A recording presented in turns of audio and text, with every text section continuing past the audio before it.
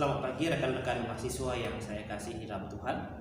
Sampai bertemu kembali di dalam seri pembelajaran eksegesis keluaran kita.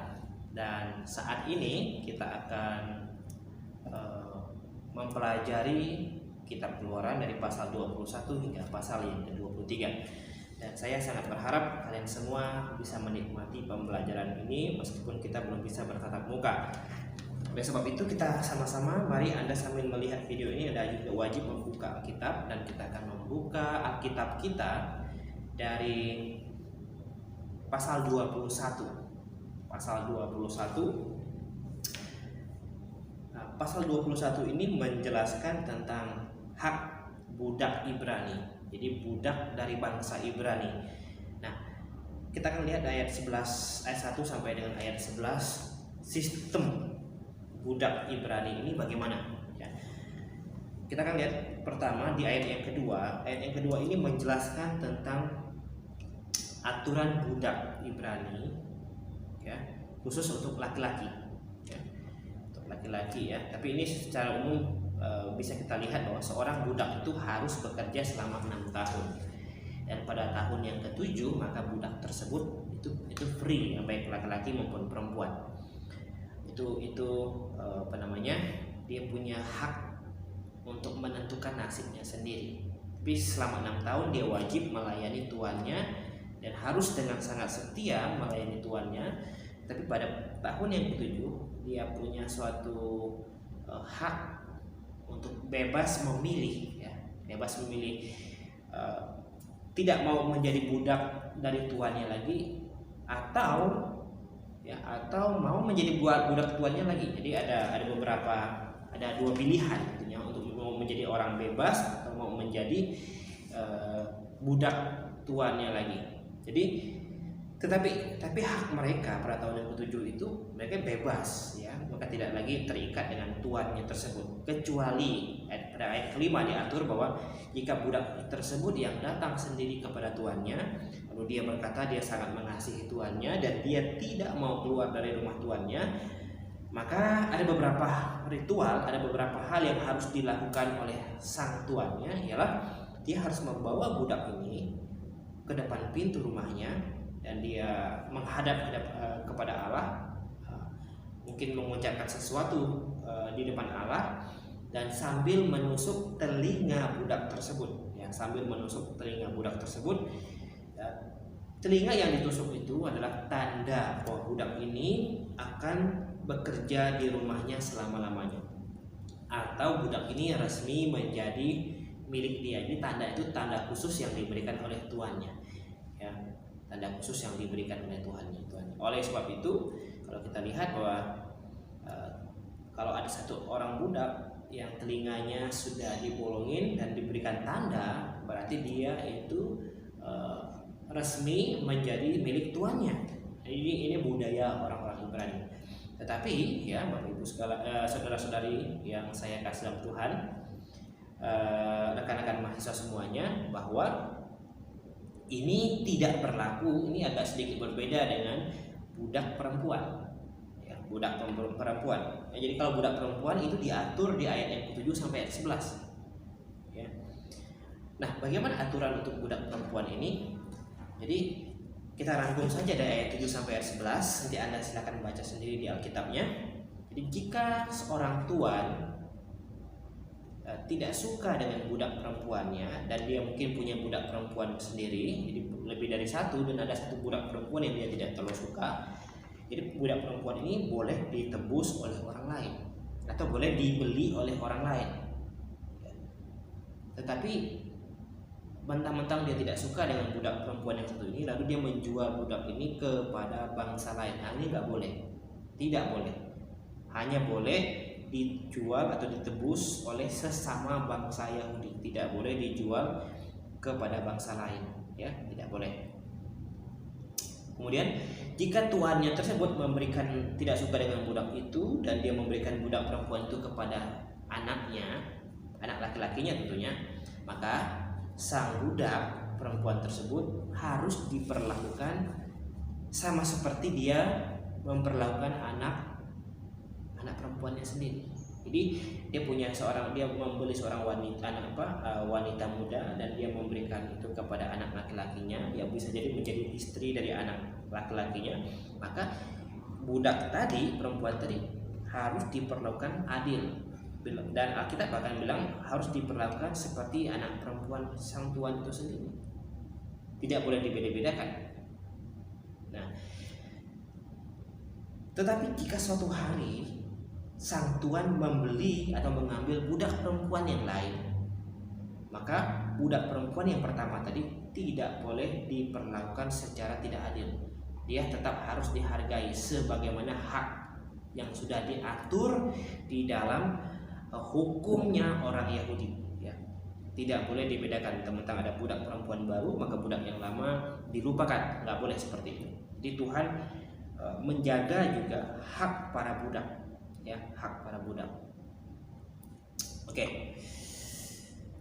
Ayat 1 sampai dengan ayat 11 ini mengatur budak, ya. Budak perempuan dan budak laki-laki ini penanganannya agak sedikit berbeda. Oke, kita lihat ayat 12 sampai ayat yang ke-36. Ayat 12 sampai ayat yang ke-36. Nah, di ayat yang ke-12 sampai ayat yang ke-36 ini ada peraturan tentang jaminan nyawa sesama manusia. Jadi Tuhan sedang membuat hukum bagi bangsa Israel demi mempersiapkan mereka menjadi sebuah bangsa yang benar-benar baik di kemudian hari. Maka Tuhan mempersiapkan berbagai macam hukum, bahkan hukum tentang budak, perlindungan tentang budak, kemudian bagaimana cara menjaga nyawa sesama manusia supaya jangan sampai ada orang Yahudi yang memperlakukan saudaranya dengan seenaknya, ya. Dan Tuhan ini luar biasa sekali. Kita lihat ayat 12 dan sampai ayat 17, ya. Kita lihat ayat 12 sampai ayat 17. Ini aturan tentang jaminan nyawa sesama manusia. Oke. Kalau nanti kita tidak sempat lihat semuanya, nanti silakan kalian lihat, ya. Kalian lihat sendiri, baca sendiri. Kita akan lihat beberapa poin saja yang penting. Di ayat 12 itu aturan tentang kalau ada orang yang memukul seorang sampai mati, jadi maka orang tersebut harus juga dihukum mati. Nah, ini hukum yang Tuhan buat di tengah-tengah bangsa Yahudi yang kemudian hari dibukukan, diresmikan di dalam sebuah buku yang disebut dengan hukum Taurat itu. Jadi ayat 12 itu kalau ada orang yang memukul orang lain dan orang itu mati, maka orang yang memukul tersebut juga harus dihukum mati. Ayat 13-nya, jika pembunuhan itu terjadi tidak sengaja, ya, maka orang tersebut boleh pergi ke satu kota. Ada satu buah kota yang didesain untuk menjadi kota perlindungan bagi mereka yang terkena kasus tadi, ya. Tetapi misalnya kasus pelanggaran atau perkelahian, tapi tidak sengaja membunuh, salah satu kasusnya. Ada sebuah kota yang namanya kota perlindungan, di mana orang tersebut boleh pergi untuk mendapatkan perlindungan atau suaka di kota tersebut. Dan setelah dia di dalam kota tersebut, maka tidak boleh ada satu orang pun yang berani macam-macam untuk mencelakai orang tersebut, ya. Ayat 14, jika seorang membunuh seorang dengan terencana, ini pembunuhan terencana yang hari ini sering sekali terjadi di dalam bangsa Indonesia, bahkan di banyak bangsa yang pembunuhan terencana ini, maka sang pembunuh itu juga harus dihukum mati, ya. Ayat 15, siapa yang memukul ayah atau ibunya, maka ia juga harus dihukum mati. Ini Tuhan sangat menjaga dan sangat melindungi seorang orang tua di sini, ya. Kalau ada orang anak yang memukul orang tuanya, ayah atau ibunya sampai mati, maka dia juga harus dihukum mati. Ayat 16, menculik seorang juga itu bisa dihukum mati, menculik seseorang. Kemudian ayat 17, mengutuk ayah atau ibu atau mengucapkan satu kata atau mengutuk, ya, mengumpat mungkin ayah atau ibunya, orang tersebut juga bisa dapat hukuman mati. Ini berbahaya sekali, sangat-sangat luar biasa. Makanya ada hukum yang berbunyi bahwa hormatilah ayahmu dan ibumu, ya. Jadi benar-benar hukum ini dijaga luar biasa oleh Tuhan, ya. Ayat 18-nya, jika ada orang yang memukul orang lain tetapi tidak mati, melainkan membuat orang tersebut tidak bisa bekerja dan sulit beraktivitas atau lumpuh misalnya, maka si pemukul tersebut harus mengganti rugi semua kerugian yang diakibatkan oleh perbuatannya. Mungkin bisa jadi menanggung semua biaya perobatannya atau menanggung kehidupannya karena dia setelah dipukul dia tidak bisa bekerja lagi dan sebagainya. Jadi ada sebuah tanggung jawab yang Tuhan berikan kepada dia, orang tersebut yang memukul. Sebab itu jangan berani-berani berlaku kriminal di tengah-tengah bangsa Yahudi. Nah, hukumnya sangat keras. Ayat 20. Jika ada seorang memukul budaknya, laki-laki atau perempuan, yang mengakibatkan budak itu mati, ini penganiayaan terhadap asisten rumah tangga ya kalau hari ini, maka pastilah dibalaskan hukuman buat si pemukul, buat si tuannya tersebut. Jadi akan ada hukuman, ya, ada hukumannya. Walaupun tidak disebutkan apa jenis hukumannya, tetapi tetap ada hukumannya. Ayat 22. Jika ada dua orang berkelahi ini, tetapi tanpa sengaja mengenai seorang perempuan hamil. Jadi ketika sedang berkelahi, lewatlah seorang ibu hamil misalnya, lalu mengenai perempuan yang hamil ini, tetapi tidak sampai mati, ya, tidak sampai mati, maka mereka harus membayar denda, katanya, membayar denda yang disebutkan oleh sang suami. Jadi sang suami yang nentuin dendanya, ya. Jadi mereka harus membayar semua denda yang disebutkan oleh suami dari perempuan itu. Tetapi kalau jika perempuan itu mengalami maut, ya, mengalami maut atau perempuan itu akhirnya meninggal, ya, ayat 23 ditulis di situ bahwa hukumannya nyawa ganti nyawa. Jadi mereka juga bisa dihukum mati, ya, karena terjadi kelalaian di situ, ya, hukuman mati. Kalau ibunya mati, otomatis anak yang di dalam kandungannya juga mati. Jadi nyawa ganti nyawa kata di situ, ya. Ayat 23 di situ kita lihat, janganlah kamu membuat ayat yang ke-23. Ya. Tetapi jika perempuan itu mendapat kecelakaan yang membawa maut, maka engkau harus memberikan nyawa ganti nyawa. Ayat 4, mata ganti mata, gigi ganti gigi, tangan ganti tangan, kaki ganti kaki. Ya. Kemudian kita lihat ayat yang ke-26. Jika seorang memukul mata budak, maka ia harus melepaskan budak itu sebagai ganti dari matanya yang sudah rusak. Jadi kalau seorang tuan memukul budaknya dan membuat budaknya itu rusak matanya, mungkin mengalami kebutaan, maka sang tuan harus merelakan atau harus membebaskan budaknya itu secara gratis, ya. Harus dibebaskan sebagai pengganti rusaknya mata itu. Jika seorang memukul gigi budaknya, maka ia harus melepaskan budak itu berserta sebagai ganti ruginya juga, ya. Jadi pukul mata, pukul gigi, ya, maka budak tersebut harus dilepaskan. Ayat 28. Jika seekor lembu menanduk seseorang sehingga orang tersebut harus mati, maka hukumannya adalah lembu tersebut sudah pasti harus dibunuh, tapi dagingnya tidak boleh dimakan. Tetapi pemilik lembu itu bebas dari hukuman, ya. Ini aturannya, ya. Ayat 29.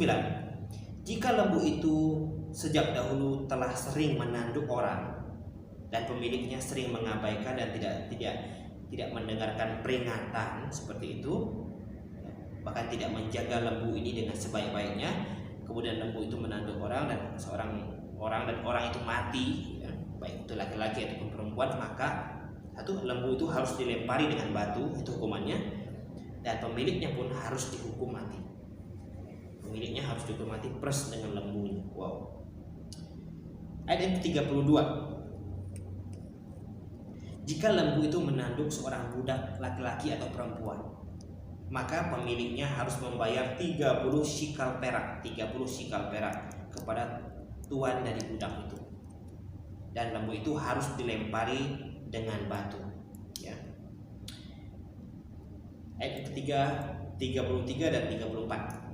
Jika seorang membuat sumur, ya, atau seorang menggali sumur dengan tidak menutupnya dan membiarkannya terbuka, lalu seekor lembu atau keledai jatuh ke dalamnya, maka pemilik sumur itu harus membayar ganti kerugian karena ganti kerugian pemilik lembu tersebut. Ia harus mengganti harga binatang itu dengan uang kepada pemiliknya. Tetapi binatang itu yang mati itu, yang jatuh ke dalam sumur itu menjadi milik kepunyaan si pemilik sumur. Jadi dia mengganti saja. Artinya seperti membeli lembu atau keledai dengan terpaksa, ya. Dan sebab itu kalau bikin sumur, menggali sumur itu harus ditutup kembali. Oke. Kita lihat ayat 35. Ayat 35. Jika lembu seorang menanduk lembu orang lain, ini lembu atau lembu ya, sehingga mati, maka lembu yang hidup itu harus dijual. Uangnya dibagi dua, dan binatang yang mati pun harus dibagi dua juga, dibagi antara si pemilik lembu yang mati, yang lembunya disundul oleh lembu yang lain tadi. Maka lembu itu harus dijual dan uangnya dibagi dua, dan binatang yang mati tadi, lembu yang mati juga harus dibagi dua. Ya, jadi adil mungkin ya. Ayat yang 36 yang terakhir ya, pasal yang ke-21. Tetapi jikalau lembu itu terkenal telah sering menanduk sejak dahulu, ini lagi-lagi, dan pemiliknya senantiasa mengabaikan peringatan-peringatan orang lain dan tidak menjaganya dengan sebaik-baiknya, maka ia harus membayar ganti rugi sepenuhnya. Ya, kalau lembunya menanduk lembu lain dan mati, dia harus mengganti rugi sepenuhnya. Tetapi binatang yang mati itu menjadi kepunyaan si orang yang punya lembu, yang nanduk lembu orang tadi. Ya. Oke, jadi rekan-rekan mahasiswa semuanya, jadi kita sudah lihat ya, kita ambil poin-poin pentingnya saja mengenai aturan budak, aturan jaminan nyawa sesama manusia, bahkan lembu tadi sudah diatur di dalam pasal yang ke-21. Oke. Baik, kita akan masuk ke dalam pasal yang ke-22 ya, pasal 22. Nah, pasal 22 ini peraturan tentang jaminan harta. Kalau tadi jaminan nyawa, ini jaminan harta sesama manusia. Ya. Aturannya bagaimana? Kita lihat ayat 1 sampai ayat yang kedua ya. Kita lihat poin-poin penting saja. Ayat 1 dan ayat 2. Jika seorang mencuri lembu atau seekor domba dan membantainya, memotongnya maksudnya, lalu menjual dagingnya, maka ia harus membayar ganti ruginya, yakni 5 ekor lembu ganti lembu itu, ya, dan 4 ekor domba ganti domba itu. Kalau yang dia curi dan dia sembelih seekor lembu, maka dia harus ganti 5 ekor lembu katanya. Wow, berat sekali. Tetapi kalau yang dia curi itu domba, maka yang dia harus ganti 4 ekor domba. Jika pencuri itu ketahuan saat mencuri dan ia dipukul orang sehingga mati, maka si pemukul tidak berhutang darah, dia tidak bertanggung jawab, karena jelas dia salah, lu mencuri gitu ya. Sudah jelas tidak dilarang mencuri. Ada hukum Taurat yang berkata jangan mencuri. Kedapatan mencuri dan dia dipukul, dianiaya sehingga mati, maka sang pemukul bebas dari hukuman. Oke, ayat yang keempat. Jika yang dicurinya itu masih terdapat padanya dalam keadaan hidup, contohnya misalnya dia tadi mencuri lembu atau domba dan itu masih hidup, baik lembu, keledai atau domba, maka ia harus membayar ganti kerugian itu 2 kali lipat. Kalau harga lembunya itu misalnya anggap saja harganya 5 juta, maka dia harus mengganti 10 juta. Ganti uang tentu di sini ya. Ganti uang 10 juta. Luar biasa sekali. Ayat 5. Jika seorang menggembalakan ternaknya di ladang atau di kebun anggurnya dan ternak itu dibiarkan berjalan bebas, maksudnya tidak diikat, sehingga memakan habis ladang orang lain, maka ia harus memberikan hasil yang terbaik dari ladangnya sendiri atau hasil yang terbaik dari kebun anggurnya sebagai ganti kerugian atas kerusakan yang diakibatkan oleh apa tadi? Oleh ternak yang dia bawa, yang dia tidak jaga tadi. Ya. Jadi artinya dia panen bukan untuk dirinya, ya, tapi harus diberikan kepada orang yang ladang atau kebunnya, jadi sudah dirusak oleh ternaknya. Oh, luar biasa ya, aturan yang Tuhan buat. Ayat yang ke-6, jika seseorang menyalakan api, lalu api itu menjilat semak duri, ya, kemudian gandum dan yang belum dituai dan seluruh ladang itu termakan oleh api tadi, maka orang yang menyebabkan kebakaran itu harus membayar ganti kerugian sepenuhnya. Jadi bisa dihitung-hitung. Mungkin orang-orang Yahudi punya hitungan atau kalkulasi tentang hal itu.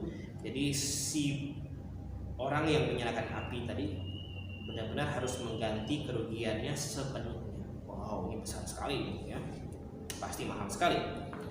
Ayat yang ke-7, jika seseorang menitipkan kepada temannya uang atau barang, dan barang atau uang itu dicuri dari rumah orang itu, maka jika pencurinya kedapatan tertangkap, ia harus membayar ganti kerugian 2 kali lipat dari barang yang dicurinya itu, 2 kali lipat.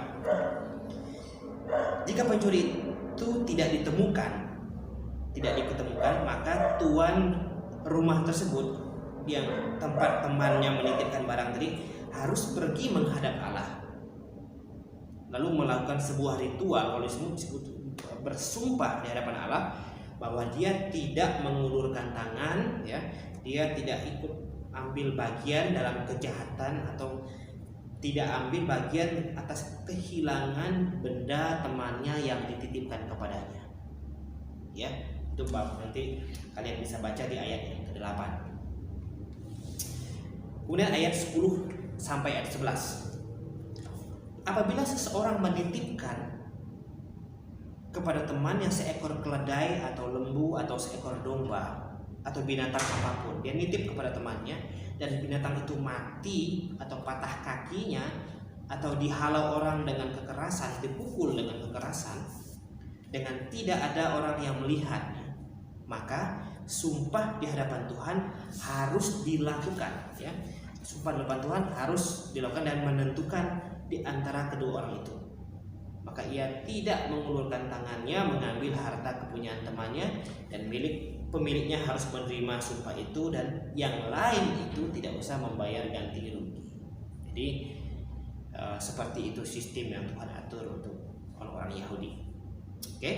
Kemudian ayat yang ke-18,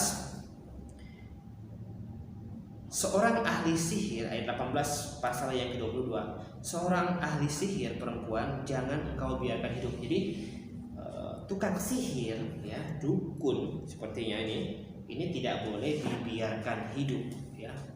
Wow, hukumannya mati. Ayat 19, siapapun yang tidur dengan seekor binatang. Wah, ini sebuah hal yang sangat ini ya, kacau ya. Pastilah ia dihukum mati. Kalau dalam perjanjian baru ini yang disebut dengan persetubuhan di luar kewajaran. Ayat 31, daging ternak yang diterkam di padang oleh binatang buas jangan kamu makan, tetapi haruslah kamu lemparkan kepada anjing. Jadi tidak boleh dimakan. Kalau ada ternak kita yang mati diterkam oleh binatang buas, baik singa, beruang atau macan atau apapun itu, tidak boleh dimakan. Oke. Ini poin-poin penting yang bisa kita pelajari dari pasal 22. Saya harap kalian semua bisa menyimak pelajaran ini dengan sebaik-baiknya, tentu sambil membuka Alkitab. Jadi kalau memang ada pertanyaan silahkan tanyakan ke nomor WhatsApp, ya, WhatsApp saya ya. Pasal 23, pasal yang terakhir. Kita buka pasal yang ke-23.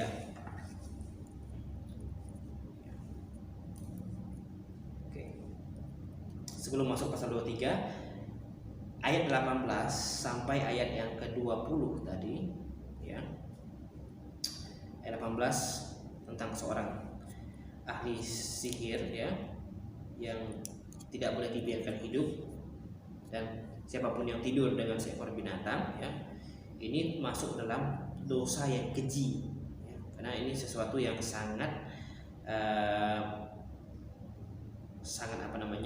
sangat tidak baik, ya. tidak manusiawi tentunya. Kemudian ayat yang ke-20 ya, tadi kita lupa bahas. 20 itu siapa yang mempersembahkan korban kepada Allah lain kecuali kepada Allah juga harus dimatikan, ya, harus dimatikan. Pasal ayat 20 tadi tidak sempat kita baca. Oke, sekarang kita lihat pasal 23. Pasal 23. Nah, pasal 23 ini peraturan tentang hak-hak manusia. Kalau tadi tentang jaminan terhadap nyawa manusia, jaminan terhadap harta manusia, sekarang apa hak-hak manusia. Jadi Tuhan atur semuanya dengan luar biasa, ya. Ayat 1 kita akan lihat poin-poin penting saja. Ayat 1, janganlah engkau menyebarkan kabar bohong. Nah, ini hoax kalau hari ini, ya. Jadi Alkitab sudah melarang, mewanti-wanti tentang hoax ini, kabar bohong. Jangan menyebarkan kabar bohong atau hoax kalau hari ini istilahnya, ya. Janganlah engkau membantu orang yang bersalah dengan menjadi saksi yang tidak benar. Nah, hari ini sering sekali kita lihat bahwa ada sebuah kejadian, ada orang yang menjadi saksi dan itu saksi palsu, ya. Dia menjadi saksi tapi demi menolong orang yang bersalah, saksi palsu, supaya orang tersebut terbebas. Nah, ini tidak boleh, ya. Di dalam hukum Tuhan tidak boleh, ya. Tuhan tidak mengizinkan hal ini terjadi. Kabar bohong, saksi palsu itu tidak boleh terjadi. Apalagi kalau ada orang Kristen, ya, ada seorang pelayan Tuhan atau orang-orang hamba Tuhan misalnya menyebarkan kabar hoax atau menjadi saksi palsu di persidangan. Wah, ini berbahaya, ya. Ayat 5, apabila engkau melihat keledai musuhmu rebah karena berat bebannya, maka janganlah engkau enggan menolongnya. Jadi kalau kamu lihat ada orang yang tidak yang bermusuhan dengan engkau atau tidak suka dengan kamu, lalu keledainya itu rebah karena mungkin berat bebannya dibawa oleh keledai tersebut, Tuhan minta jangan kamu segan menolongnya. Jangan kamu biarkan Tuhan, kamu harus tolong dia. Haruslah engkau rela, ya, bukan terpaksa, tapi rela menolong dia dengan membongkar muatan keledainya. Wow, luar biasa sekali, ya. Aturan moral yang Tuhan berikan bukan hanya kepada bangsa Yahudi, kepada kita yang membaca firman-Nya hari ini, ya. Ayat 8, suap jangan kau terima. Nah, ini apa? Suap hari ini bisa disebut sebagai gratifikasi. Hari ini banyak sekali kita lihat kepala-kepala daerah, kepala-kepala atau pemimpin-pemimpin perusahaan atau di jabatan-jabatan yang sangat strategis, banyak yang ditangkap hari ini karena menerima suap atau menerima gratifikasi. Nah, ini tidak boleh, dilarang. Ayat 10, pasal 23 ayat 10. Dalam ayat 10 ini, 6 tahunlah lamanya engkau menabur di tanahmu dan mengumpulkan hasilnya, tapi pada tahun yang ke-7 haruslah engkau membiarkannya dan meninggalkannya begitu saja. Jadi gini, kalau kamu bikin ladang atau kebun, nah 6 tahun itu ya kamu berhak menikmati hasilnya dengan bersukacita. Tetapi pada tahun yang ke-7 tolong jangan dipanen hasil kebunmu, hasil ladangmu, tapi biarkan saja, tinggalkan saja di situ. Supaya apa? Supaya orang miskin, katanya, yang ada di antara bangsa Yahudi secara khususnya, itu bisa makan, bisa hidup. Wah, Tuhan sangat luar biasa. Kita lihat di sini aturan yang Tuhan buatkan untuk bangsa Yahudi, ya. Jadi, tentu ya, bangsa Yahudi adalah bangsa yang sangat bersyukur tentunya, ya, punya hukum yang sangat luar biasa. Ayat 13, nama Allah lain jangan kau panggil. Jangan sebut nama Allah lain. Janganlah nama itu kedengaran dari mulutmu, ya. Jadi Allah minta bahwa orang Yahudi harus fokus kepada Allah Jehovah, Allah yang membawa mereka keluar dari tanah Mesir. Jangan lalu sebut atau bahkan menyembah Allah lain. Itu tidak boleh. Itu bisa Tuhan matikan sesuai dengan pasal 22 ayat yang ke-20 tadi. Apalagi sampai menyembah dan memberikan korban kepada Allah lain, maka harus ditumpas. Ayat 15 pasal 23. Hari raya roti tak beragi harus kau pelihara, harus dijaga. Roti tak beragi. Ini hari raya yang Tuhan bikin, Tuhan buat, perintahkan kepada orang Israel sebelum mereka keluar dari tanah Mesir. Ya.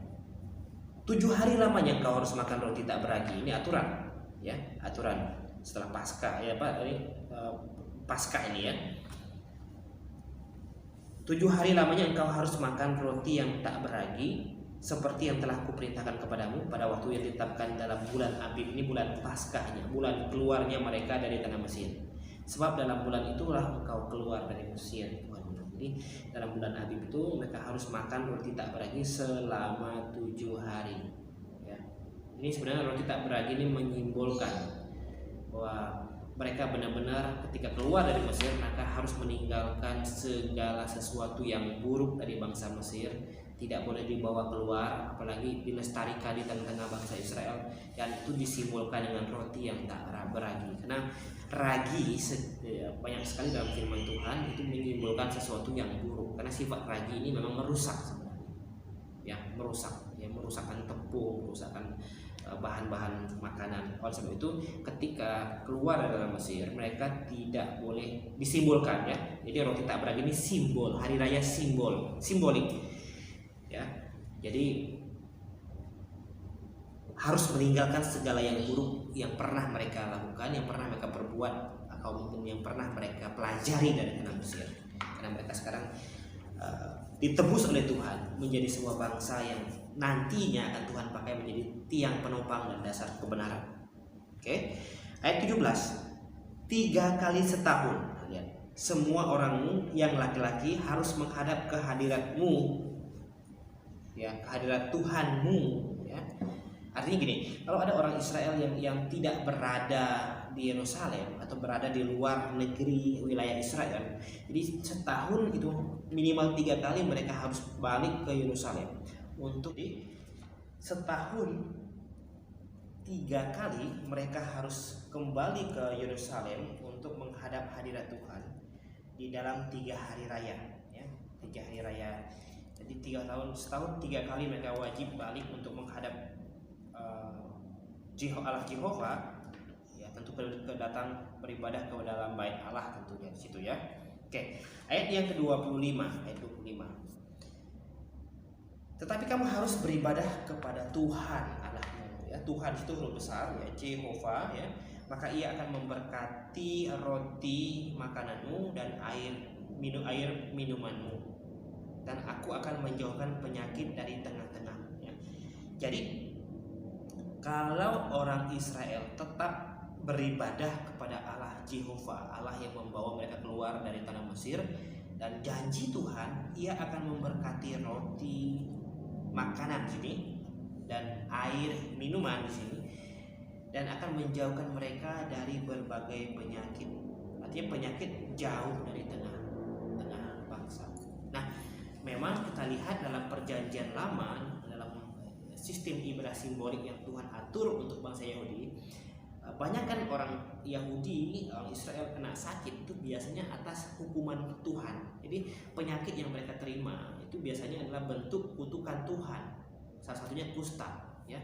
Artinya kalau mereka sudah berbuat salah kepada Tuhan, biasanya Tuhan hukum mereka dengan penyakit, bisa dengan kusta, sampar dan sebagainya.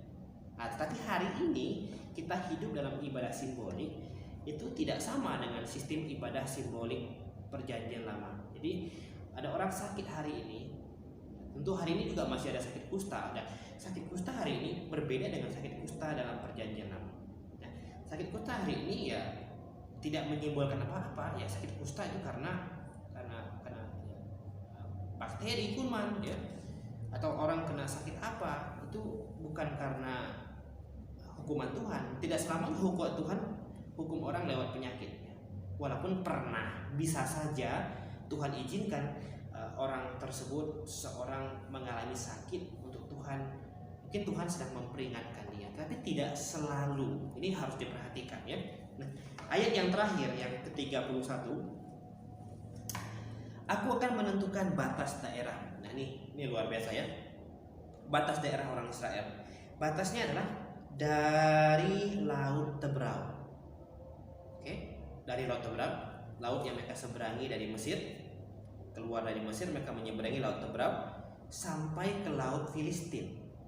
Nanti Anda boleh cek ya, di dalam kamus, di dalam peta maksudnya, di Alkitab juga ada Laut Tebrau sampai Laut Filistin. Ini batas laut. Dari padang gurun sampai Sungai Efrat. Padang gurun yang itu maksudnya dari padang gurun yang mereka keluar dari setelah melewati Laut Tebrau, mereka kan sempat berkemah di padang gurun tersebut sampai Sungai Efrat katanya. Sebab aku akan menyerahkan penduduk negeri itu ke dalam tanganmu sehingga engkau menghalau mereka dari depan. Oke. Ini batas wilayah teritorial yang Tuhan berikan sendiri kepada Israel. Bukan Israel buat-buat tentunya ya. Ini lihat, ini betapa luasnya wilayah Israel yang hari ini mereka tidak bisa nikmati. Nah, rekan-rekan mahasiswa semuanya, jadi demikianlah pembelajaran kita pada saat ini, pasal 21 sampai pasal 23. Dan mudah-mudahan dalam waktu yang dekat kita akan melanjutkan pembelajaran kita selanjutnya ya. Dan kiranya Tuhan yang menyertai kita semua, dan mari kita berdoa supaya corona cepat selesai sehingga kita bisa bertatap muka kembali. Oke. Selamat pagi, salam sejahtera, dan Tuhan Yesus yang menyertai kita. Maranatha.